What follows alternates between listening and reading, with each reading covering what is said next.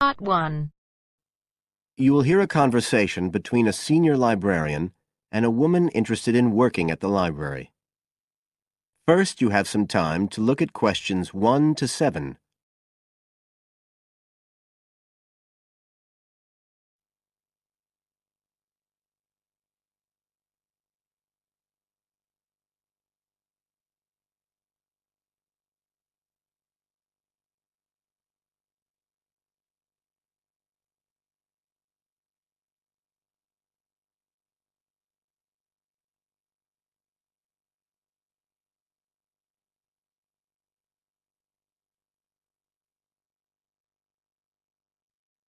Listen carefully and answer questions 1 to 7.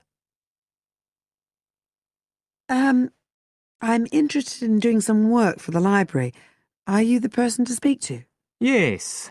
Right. Well, what sort of work are you interested in? Well, I've just come to live here in Australia. I don't want a full-time job until my children have settled down, but I really need to get out of the house a bit. And I heard you need voluntary workers for various projects, Right. but I don't know if I have the right skills. Well, we do provide training. Oh, We always include an orientation to the library, together with emergency procedures. That's fire regulations, emergency exits, first aid so you can cope with accidents or sudden illness.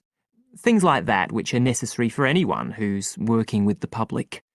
Then we give specialist training for particular projects, like using our database system.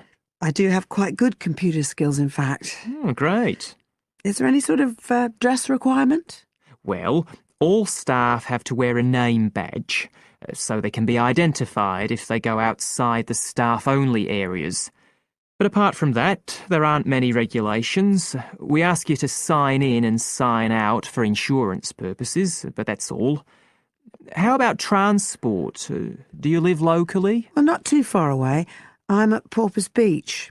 My husband needs a car during the day, but it's only about 20 minutes on the bus. In fact, we can reimburse part of your travel expenses in that case. Oh, would that be the same if I came by car? No, because parking is such a problem here. One thing we are looking for, though, is someone who can drive a minibus. No problem. So, do the projects involve going outside the library? Some, yes, but not all. We've just finished one which involved working with photographs taken of the area 50 or 100 years ago. It basically involved what we call encapsulation. Putting them in some sort of covers to keep them safe? Exactly. It's time-consuming work, and we were very grateful to have help with it. Then, sometime next year, we're hoping to begin working on an initiative involving the sorting and labelling of objects relating to local history. We'll be needing help with the cataloguing. Oh, I'd definitely be interested. How about at present? Well, we have a small team who work to support those who are unable to read. Working with the blind? Yes, or other groups who have reading difficulties. We provide volunteers with equipment so that they can take books home with them and read them aloud onto CDs. We're gradually building up a collection that can be lent to those who need them. I can see it would be useful, but I'd really like to do some sort of work where I can get the chance to meet people. How about reading stories to children? That's done by our regular staff. But we do have another project. It's a very long-established scheme which involves helping those who are unable to have direct access to the library. Oh, I noticed someone with a trolley of books when I was at the hospital last week. That sort of thing. That would have been one of ours, yes. It's one of our most popular services. Lots of people who wouldn't dream of going to the library normally when they're at home borrow a book when the trolley comes round the ward. I can imagine. Yes, I'd definitely be interested in that. Right, so how do I enrol? Well, we do ask all volunteers to commit themselves to a regular period each week. I could probably do 5 or 6 hours. Oh, be careful not to take on too much. But we do need someone for a couple of afternoons from 2 to 4, so 4 hours altogether. That sounds fine. Before you hear the rest of the conversation,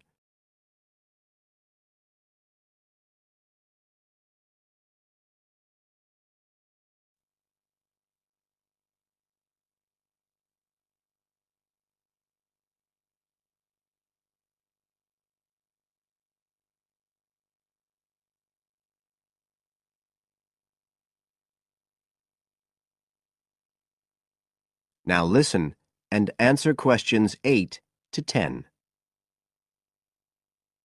Right, so here's the application form. It asks the usual questions, name and address and telephone number. You also need to fill in details of who we should get in touch with in case of any accident or problem like that. We do need to have that filled in. And there's a space for date of birth, but that's only if you're over 75, so we won't worry about that. No. Oh, it asks for qualifications. Do I need to provide certificates? They're not necessary. We'll need the names of 2 referees, not relatives or family members, obviously. What else? Signature of parent or guardian. That won't be necessary, as I assume you're over 18. Yes. What's this? It says civil conviction check. That's a document we have to provide by law for those working on projects involving children, so we won't need it in your case. But you will need to sign this separate document. That's a copy of commitment. It's basically an agreement to work according to the library guidelines. So, if you'd like to fill this all in, you can do it here or take it home, whichever you prefer. I'll take it home if that's okay. Right, well, thank you for your time. That is the end of part 1. You now have half a minute to check your answers.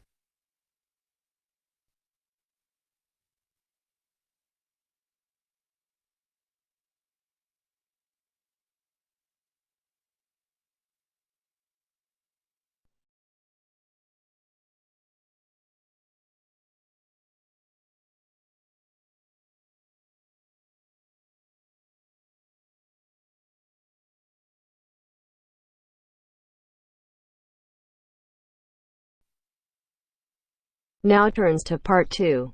Part 2. You will hear an extract from a talk about facilities for students with disabilities. First, you have some time to look at questions 11 to 13.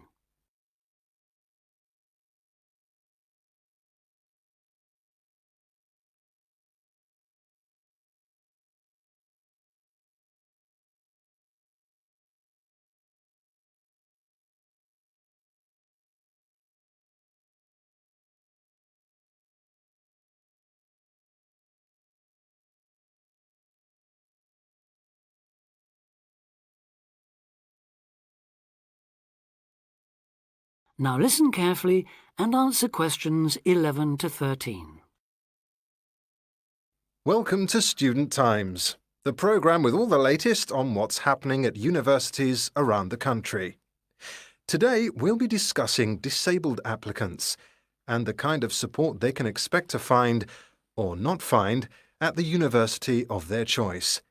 With me to tell us more is Student Disability Advisor Sally Taylor. Good morning, Sally. Good morning, Hugh. I'd like to start by pointing out that although 1 in 4 people has some kind of disability, the proportion among students is much lower. This is partly because most students are under 25 and many people only develop their disabilities as they get older, but it's also because some universities don't do much to encourage access. It is true, though, that some have quite sticky problems when it comes to, for instance, wheelchair access, ancient buildings, cobbled streets built centuries ago, and so on. When faced with such a situation, some universities make an extra special effort to provide for students with particular disabilities, while others have specialist accommodation. In fact, all universities should have a written policy statement on students with disabilities, setting out what facilities they have, what their attitude is, and what they're prepared to do. But having said that, only you can properly understand the challenges of any disability you have, and so before accepting a place at a university, or even while you're considering applying, if only to raise the university's awareness, it's good to talk to them and find out how much they can and will do for you. The problem is who to talk to. Most universities and some students' unions have a disability advisor who is supposed to know what facilities they already have and will help with further arrangements if necessary or possible. However, all too often this person is a token.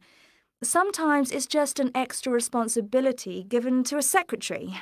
They don't know what the situation is in practice, and they don't have any real authority to change anything.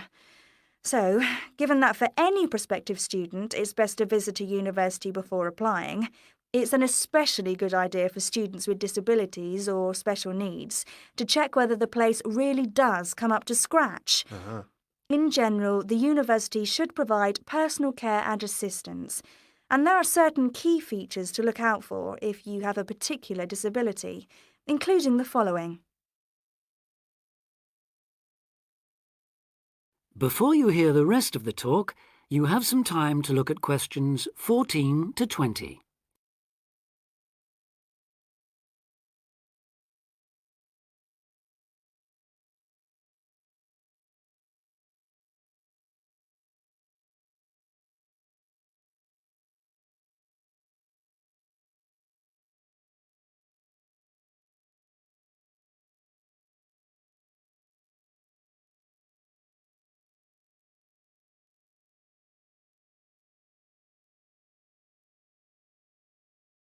Now listen and answer questions 14 to 20.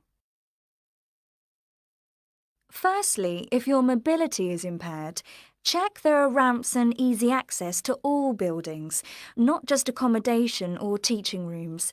Then, when you're inside, look for clear instructions on fire and emergency procedures for the disabled. Also, make sure there are lifts that work, not the usual ones that seem to be out of order half the time. And check for suitable lavatory facilities. There is a different set of things to look for if you suffer from any kind of hearing impairment. There should be induction loops in lecture theatres, flashing sirens in all rooms, and in accommodation, visual doorbells that light up when somebody calls round to see you. If it is your sight that is impaired, there obviously need to be braille translators of books and documents. In all buildings, the stairs, floors, doorways and windows must have clear markings, and there also have to be special fire and emergency procedures for you. If you suffer from dyslexia, you will need a computer for general use and in exams. And as exams may take you longer to complete, you should be allowed extra time in which to do so. This applies to work in general too. There are, of course, many other possible health difficulties that you may suffer from, such as diabetes, epilepsy, or heart conditions. If this is the case, check the availability of access to appropriate treatment, including medication and/or therapy. Finally, make sure that in the event of an emergency, it is clear what you and other people who may be involved have to do. That is the end of part 2. You now have half a minute to check your answers.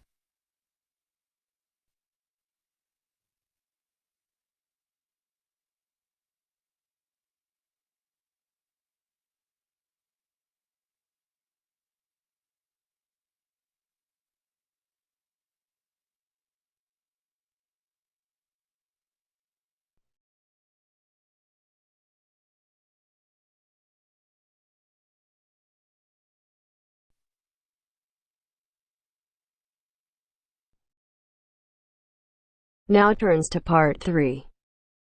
Part 3. You will hear a discussion between a student, Aldo, and his supervisor, Dr. Hurst, about his research assignment. First, you have some time to look at questions 21 to 23.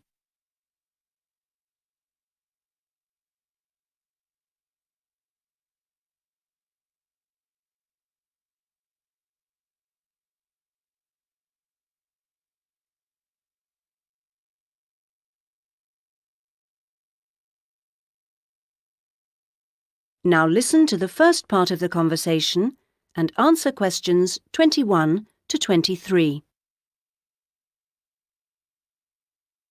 So, Aldo, how's it going so far with your assignment? Not too bad. You're looking at the community round here. That's right. How people perceive the community they are in. Have you made much progress? I conducted quite a lot of interviews on the street with local residents. Their responses are interesting. I haven't got quite as many yet as I'd like. I had wondered if I'd have language problems, particularly with the different accents. I seem to have managed, though.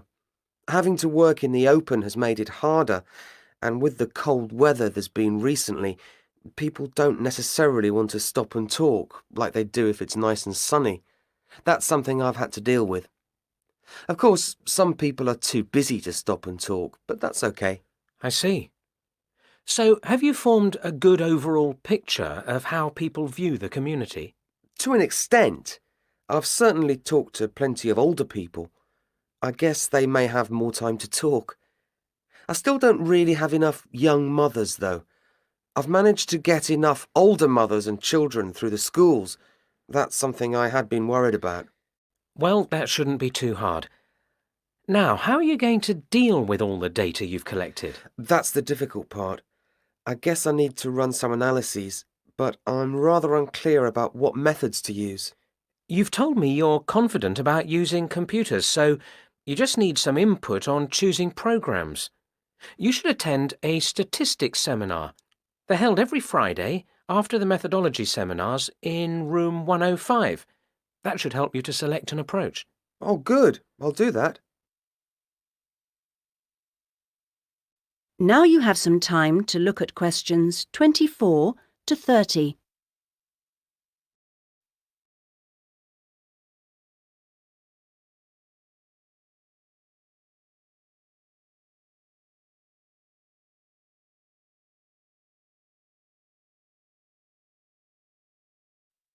Now you have some time to look at questions 24 to 30. Meanwhile, let's hear something about what you've learned. Yes, I talked to a number of residents. Good. I imagine they didn't always have the same opinions. Views were certainly quite mixed. Take sports facilities. In general, people seemed to think they weren't very good. There's no swimming pool in the area, for example. But at the same time, there's a new football training area. It looks very smart to me, but it doesn't seem to get used very much. People seem to prefer sitting around in the parks. They enjoy that, taking picnics and so on. Although they want the council to be more efficient at cleaning, there's a lot of litter. People are obviously very concerned about their children's learning. The general view seems to be that early schooling at primary level is of a good standard in the area, but that this standard declines as children move up through the system. The colleges were criticised in particular. OK, now are you going to collect any more data? Some, I hope. There's a local festival next week, and I think the events there will give me some useful opportunities. I talked to a council officer about it all. Good. What does it involve? First, there's a dance show, which I'm sure I'll enjoy. The council explained that the concert hall's being renovated and won't be ready in time, so it's being held in the main square, which I think will be better anyway. At least I'll have more space to wander around in. True. And so I hope to be able to carefully watch the age groups that are there in the audience and make notes about how they interact. So that's one event. Then the following day there's another interesting event which I look forward to going along to, and that's a cookery competition. Oh yes, interesting. I think so. Yes, that one's being organised in the town hall, which has a big space apparently. With food and cooking from all the different people in the area, the council officer told me that it'll be a good chance to find out about the different cultures that make up the community. Sounds promising. Then there's one more event I'd like to go along to. The council officer promised me that the courses fair will be interesting.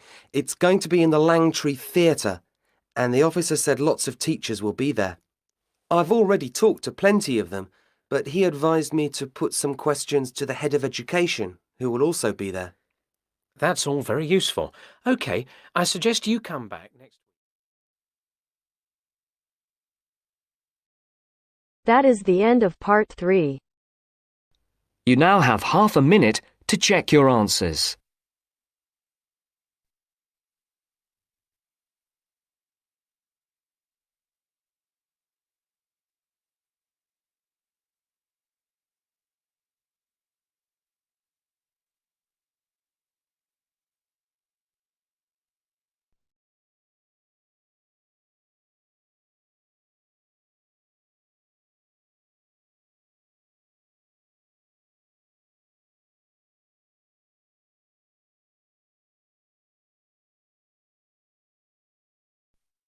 Now turns to Part 4.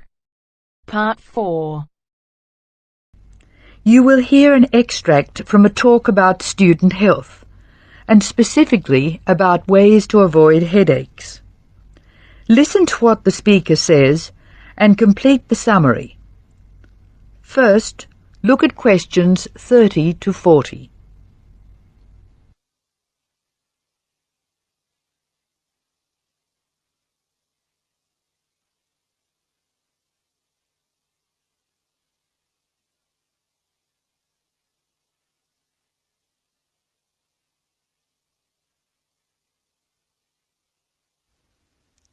As you listen to the talk, answer questions 30 to 40. Complete the summary.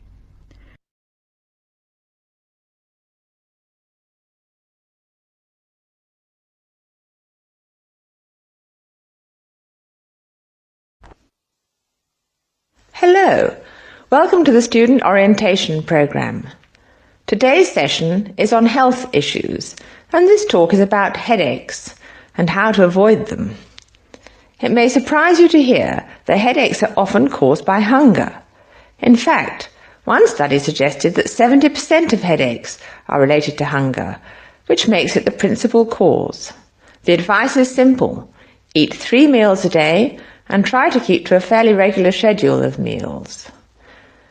People associate noise with headaches, and for most of us, excessive noise creates the conditions for a headache. Very loud noise is unpleasant, and people usually remove themselves from it. Having said that, younger people tend to tolerate noise better than their elders, so I may be leaving noisy places far earlier than you. Just remember that exposure to too much noise may predispose you to a headache. Of course, we all associate headaches with studying. In fact, the headache probably doesn't come from the studying so much as from being tense. When we study hard, we often hunch over our work. Try raising your shoulders and tensing them, and now relax.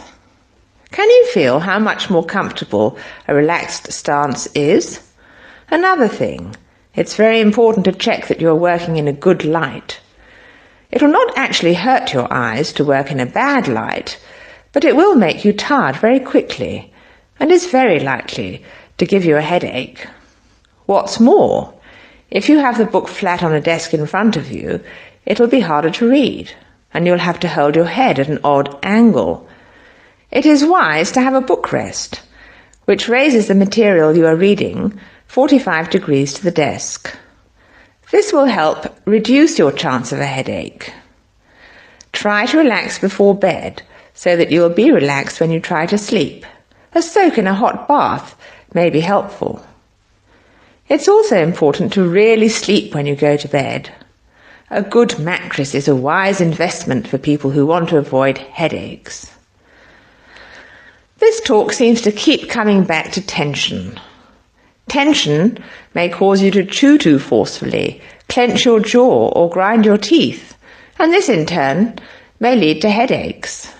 It is very easy to say that you shouldn't grind your teeth, and very hard to stop, particularly if you grind your teeth in your sleep. Try to avoid situations which will make you tense, particularly just before bed. If you do compulsively grind your teeth in your sleep, ask your dentist about a soft mouth guard. In general, try to eat regular meals and avoid tense situations. Be sure you get plenty of exercise. Hopefully your headaches will be greatly reduced.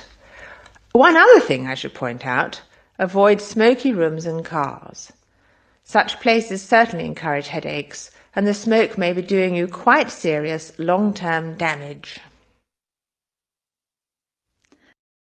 That is the end of Part 4. You now have half a minute to check your answers.